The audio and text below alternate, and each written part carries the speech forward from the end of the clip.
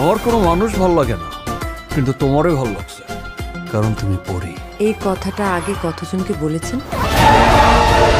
Wow, এবার তুফান সিনেমায় খল চরিত্রে অভিনয় করে ভাইরাল কলকাতার জনপ্রিয় নায়িকা মিমি চক্রবর্তী।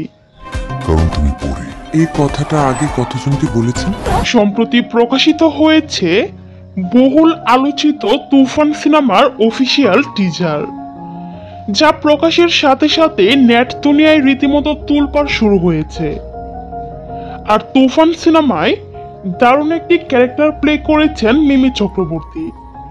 টিজারের এক ঝলকে দেখা গিয়েছে মিমি চক্রবর্তীর খল চরিত্র, যেখানে দেখা যায় প্রথমে শাকিব খানের সঙ্গে বন্ধুত্বের হাত বাড়িয়ে তারপর বেইমানি করেছেন মিমি, আর তাই তো রেগে মিমির উপর ফায়ার করতেও দেখা যায় শাকিবকে।